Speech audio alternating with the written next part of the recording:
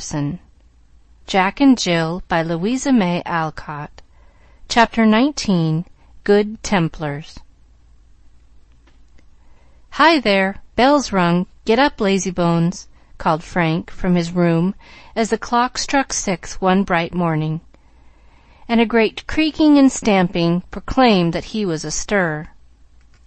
"All right, I'm coming," responded a drowsy voice, and Jack turned over as if to obey, but there the effort ended, and he was off again, for growing lads are hard to rouse, as many a mother knows to her sorrow. Frank made a beginning on his own toilette, and then took a look at his brother, for the stillness was suspicious. "I thought so. He told me to wake him, and I guess this will do it." And filling his great sponge with water, Frank stalked into the next room and stood over the unconscious victim like a stern executioner, glad to unite business with pleasure in this agreeable manner. A woman would have relented and tried some milder means, for when his broad shoulders and stout limbs were hidden, Jack looked very young and innocent in his sleep.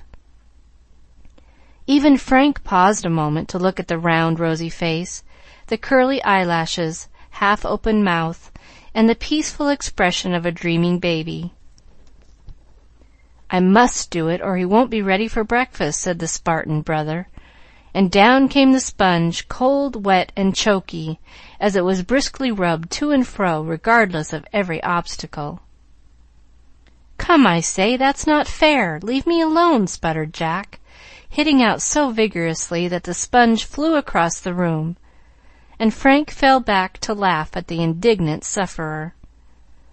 "I promised to wake you, and you believe in keeping promises, so I'm doing my best to get you up." "Well, you needn't pour a quart of water down a fellow's neck and rub his nose off, need you? I'm awake, so take your old sponge and go along," growled Jack, with one eye open and a mighty gape. "See that you keep so, then, or I'll come and give you another sort of a rouser," said Frank, retiring well pleased with his success. "I shall have one good stretch if I like. It is strengthening to the muscles, and I'm as stiff as a board with all that football yesterday," murmured Jack, lying down for one delicious moment. He shut the open eye to enjoy it thoroughly, and forgot the stretch altogether, for the bed was warm, the pillow soft, and a half-finished dream still hung about his drowsy brain. Who does not know the fatal charm of that stolen moment? For once yield to it, and one is lost.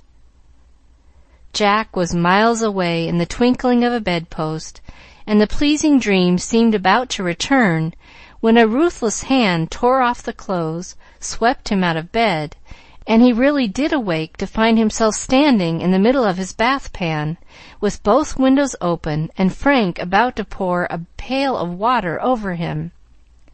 "Hold on! Yay! How cold the water is! Why, I thought I was up!" And hopping out, Jack rubbed his eyes and looked about with such a genuine surprise that Frank put down the pail, feeling that the deluge would not be needed this time. "You are now, and I'll see that you keep so," he said, as he stripped the bed and carried off the pillows. "I don't care. What a jolly day!" And Jack took a little promenade to finish the rousing process. "You'd better hurry up, or you won't get your chores done before breakfast. No time for a go-as-you-please now," said Frank, and both boys laughed, for it was an old joke of theirs, and rather funny. Going up to bed one night, expecting to find Jack asleep, Frank discovered him tramping round and round the room, airily attired in a towel, and so dizzy with his brisk revolutions that as his brother looked he tumbled over and lay panting like a fallen gladiator. "What on earth are you about?" "Playing Rowell. Walking for the belt, and I've got it, too," laughed Jack, pointing to an old gilt chandelier chain hanging on the bedpost. "You little noodle, you'd better revolve into bed before you lose your head entirely. I never saw such a fellow for taking himself off his legs." Well, if I didn't exercise, do you suppose I should be able to do that? Or that? Cried Jack, turning a somersault and striking a fine attitude as he came up, flattering himself that he was the model of a youthful athlete. You look more like a clothespin than a Hercules, was the crushing reply of this unsympathetic brother, and Jack meekly retired with a bad headache. I don't do such silly things now. I'm as broad across the shoulders as you are, and twice as strong on my pins, thanks to my gymnastics. Bet you a cent I'll be dressed first, though you've got the start, said Jack, knowing that Frank always had a protracted wrestle with his collar buttons, which gave his adversary a great advantage over him. Done, answered Frank, and at it they went. A wild scramble was heard in Jack's room, and a steady tramp in the other, as Frank worked away at the stiff collar and the unaccommodating button till every finger ached. A clashing of boots followed, while Jack whistled Polly Hopkins, and Frank declaimed in his deepest voice, Hermana verumque cano, troje qui primus ab oris Italium fato profungus, lavanique venit littora. Hairbrushes came next, and here Frank got ahead, for Jack's thick crop would stand straight up on the crown, and only a good wetting and a steady brush would make it lie down. Play away, number 2, called out Frank, as he put on his vest, while Jack was still at it with a pair of the stiffest brushes procurable for money. Hold hard, number 11, and don't forget your teeth, answered Jack, who had done his. Frank took a hasty rub and whisked on his coat, while Jack was picking up the various treasures which had flown out of his pockets as he had caught up his roundabout. Ready, I'll trouble you for a cent, sonny, and Frank held out his hand as he appeared equipped for the day. You haven't hung up your nightgown, nor aired the bed, nor opened the windows. That's part of the dressing. Mother said so. I've got you there, for you did all that for me, except this." And Jack threw his gown over a chair with a triumphant flourish as Frank turned back to leave his room in the order which they had been taught was one of the signs of a good bringing up in boys as well as girls. "Ready? I'll trouble you for a cent, old man," and Jack held out his hand with a chuckle. He got the money and a good clap besides. Then they retired to the shed to black their boots, after which Frank filled the wood boxes and Jack split kindlings, till the daily allowance was ready. Both went at their lessons for half an hour, Jack scowling over his algebra on the sofa corner, while Frank, with his elbows on and his legs round the little stand which held his books, seemed to have a wrestling match with Herodotus. When the bell rang, they were glad to drop the lessons and fall upon their breakfast with the appetite of wolves, especially Jack, who sequestered oatmeal and milk with such rapidity that one would have thought he had a leathern bag hidden somewhere to slip it into, like his famous namesake when he breakfasted with the giant. "I declare I don't see what he does with it. He really ought not to gobble so, Mother," said Frank, who was eating with great deliberation and propriety. "Never you mind, old Quiddle. I'm so hungry I could tuck away a bushel," answered Jack, emptying a glass of milk and holding out his plate for more mush, regardless of his white mustache. "Temperance in all things is wise, in speech as well as eating and drinking. Remember that, boys," said Mamma from behind the urn. "That reminds me, we promised to do the Observer this week, and here it is Tuesday, and I haven't done a thing. Have you?" asked Frank. "Never thought of it. We must look up some bits at noon instead of playing. Dare say Jill has got some. She always saves all she finds for me. I have one or two good items, and can do any copying there may be, but I think if you undertake the paper you should give some time and labor to make it good," said Mamma, who was used to this state of affairs, and often edited the little sheet read every week at the lodge. The boys seldom missed going, but the busy lady was often unable to be there, so helped with the paper as her share of the labor. Yes, we ought, but somehow we don't seem to get much steam about it lately. If more people belonged, and we could have a grand time now and then, it would be jolly."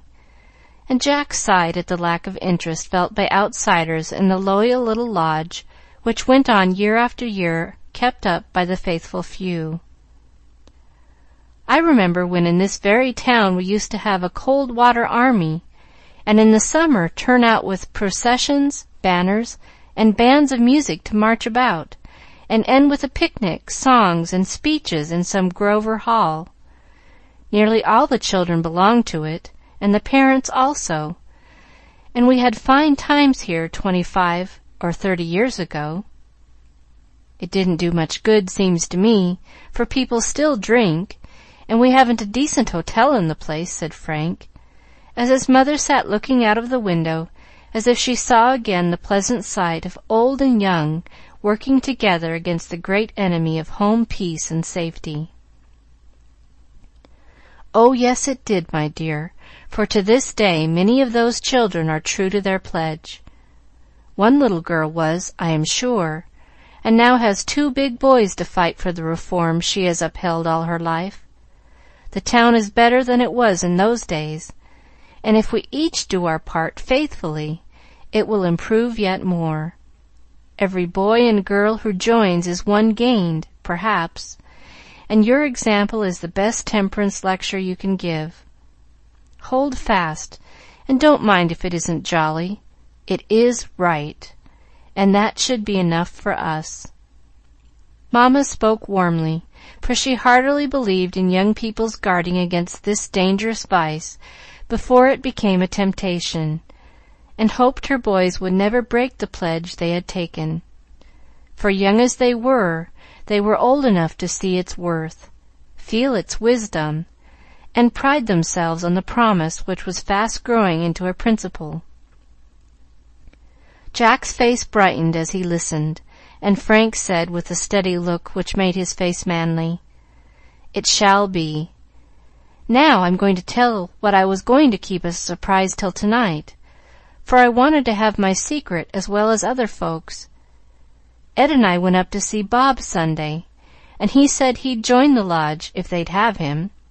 I'm going to propose him tonight." "Good, good!" cried Jack joyfully, and Mrs. Minot clapped her hands, for every new member was rejoiced over by the good people, who were not discouraged by ridicule, indifference, or opposition.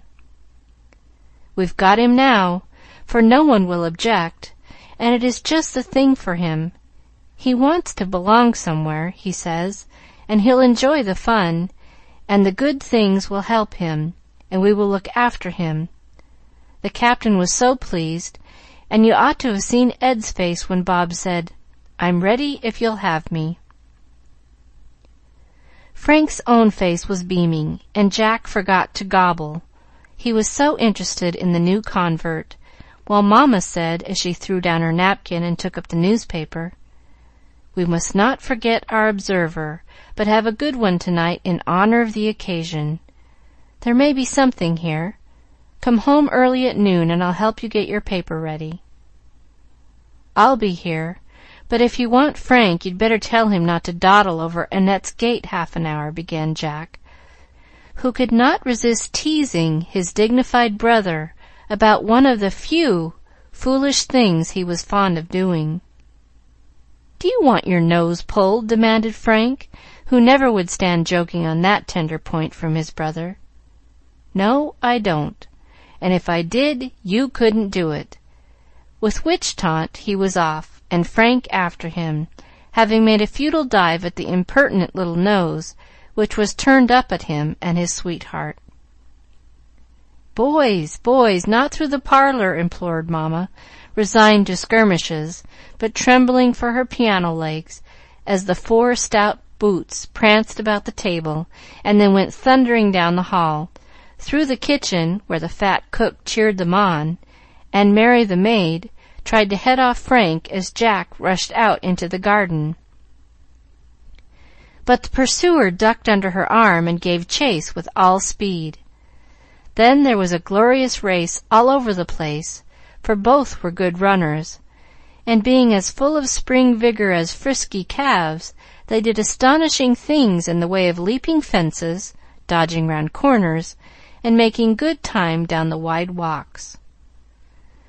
But Jack's leg was not quite strong yet, and he felt that his round nose was in danger of a vengeful tweak as his breath began to give out, and Frank's long arms drew nearer and nearer to the threatened feature. Just when he was about to give up and meet his fate like a man, old Bunny, who had been much excited by the race, came scampering across the path with such a droll skip into the air and shake of the hind legs that Frank had to dodge to avoid stepping on him, and to laugh in spite of himself. This momentary check gave Jack a chance to bolt up the back stairs and take refuge in the bird room, from the window of which Jill had been watching the race with great interest. No romping was allowed there, so a truce was made by locking little fingers, and both sat down to get their breath. "I'm to go on the piazza for an hour by and by," Doctor said. "Would you mind carrying me down before you go to school? You do it so nicely. I'm not a bit afraid," said Jill, as eager for the little change as if it had been a long and varied journey. "Yes, indeed. Come on, Princess," answered Jack, glad to see her so well and happy. The boys made an armchair, and away she went, for a pleasant day downstairs. She thanked Frank with a posy for his buttonhole, well knowing that it would soon pass into other hands, and he departed to join Annette, having told Jill about Bob, and set her to work on the Observer. Jack kissed his mother and went whistling down the street, a gay little bachelor, with a nod and a smile for all he met, and no turned-up hat or jaunty turban bobbing along beside him to delay his steps or trouble his peace of mind.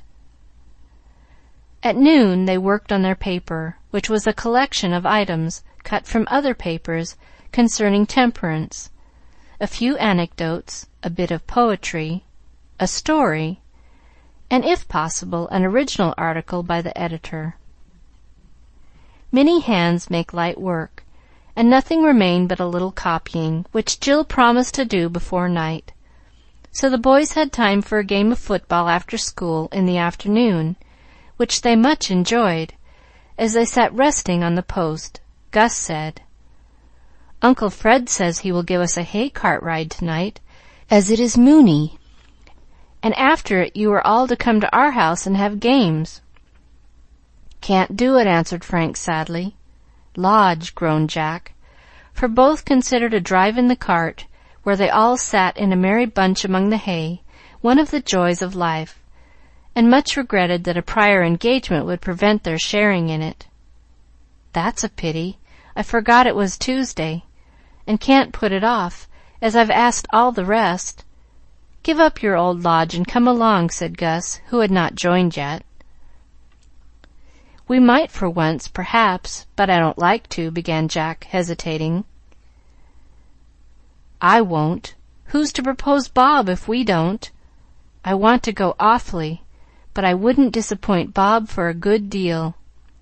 Now he is willing to come," and Frank sprang off his post as if anxious to flee temptation, for it was very pleasant to go singing up hill and down dale in the spring moonlight with, well, the fellows of his set. "Nor Ed, I forgot that. No, we can't go. We want to be good Templars, and we mustn't shirk," added Jack, following his brother. "Better come. Can't put it off. Lots of fun," called Gus, disappointed at losing two of his favorite mates. But the boys did not turn back, and as they went steadily away they felt that they were doing their little part in the good work, and making their small sacrifices like faithful members. They got their reward, however, for at home they found Mr. Chauncey, a good and great man from England, who had known their grandfather and was an honored friend of the family. The boys loved to hear him talk, and all tea-time listened with great interest to the conversation, for Mr. Chauncey was a reformer as well as a famous clergyman, and it was like inspiring music to hear him tell about the world's work and the brave men and women who were carrying it on. Eager to show that they had, at least, begun, the boys told him about their lodge, and were immensely pleased when their guest took from his pocket-book a worn paper proving that he too was a good Templar and belonging to the same army as they did. Nor was that all, for when they reluctantly excused themselves, Mr. Chauncey gave each a hearty grip and said, holding their hands in his, as he smiled at the young faces looking up at him with so much love and honor in them, "Tell the brothers and sisters that if I can serve them in any way while here, to command me. I will give them a lecture at their lodge or in public, whichever they like, and I wish you God speed, dear boys." Two prouder lads never walked the streets than Frank and Jack as they hurried away, nearly forgetting the poor little paper in their haste to tell the good news, for it was seldom that such an offer was made the lodge, and they felt the honor done them as bearers of it. As the secrets of the association cannot be divulged to the uninitiated, we can only say that there was great rejoicing over the new member, for Bob was unanimously welcomed, and much gratitude both felt and expressed for Mr. Chauncey's interest in this small division of the Grand Army, for these good folk met with little sympathy from the great people of the town, and it was very cheering to have a well-known and much-beloved man say a word for them. All agreed that the lecture should be public, that others might share the pleasure with them, and perhaps be converted by a higher eloquence than any they possessed. So the services that night were unusually full of spirit and good cheer, for all felt the influence of a friendly word, the beauty of a fine example. The paper was much applauded, the songs were very hearty, and when Frank, whose turn it was to be chaplain, read the closing prayer, everyone felt that they had much to give thanks for, since one more had joined them, and the work was slowly getting on with unexpected helpers sent to lend a hand. The lights shone out from the little hall across the street. The music reached the ears of passers-by, and the busy hum of voices up there told how faithfully some, at least, of the villagers tried to make the town a safer place for their boys to grow up in, though the tavern still had its private bar, and the saloon door stood open to invite them in. There are many such quiet lodges, and in them many young people learning, as these lads were learning, something of the duty they owed their neighbors as well as themselves, and being fitted to become good men and sober citizens by practicing and preaching the law and gospel of temperance. The next night Mr. Chauncey lectured, and the town turned out to hear the distinguished man, who not only told them of the crime and misery produced by this terrible vice, which afflicted both England and America, but of the great crusade against it going on everywhere, and the need for courage, patience, hard work, and much faith, that in time it might be overcome. Strong and cheerful words that all liked to hear, and many heartily believed, especially the young Templars, whose boyish fancies were won by the idea of fighting as knights of old did in the famous crusades they read about in their splendid new young folks' edition of Froissart. We can't pitch into people as the Red Cross fellows did, but we can smash rum jugs when we get the chance, and stand by our flag as our men did in the war," said Frank, with sparkling eyes, as they went home in the moonlight arm in arm, keeping step behind Mr. Chauncey, who led the way with their mother on his arm, a martial figure though a minister, and a good captain to follow, as the boys felt after hearing his stirring words. "Let's try and get up a company of boys like those Mother told us about, and show people that we mean what we say. I'll be color-bearer, and you may drill us as much as you like." "A real cold-water army, with flags flying, and drums, and all sorts of larks," said Jack, much excited, and taking a dramatic view of the matter. "We'll see about it. Something ought to be done, and perhaps we shall be the men to do it when the time comes," answered Frank, feeling ready to shoulder a musket or be a minute man in good earnest. Boyish talk and enthusiasm, but it was of the right sort, and when time and training had fitted them to bear arms, these young knights would be worthy to put on the red cross and ride away to help right the wrongs and slay the dragons that afflict the world. End of chapter 19.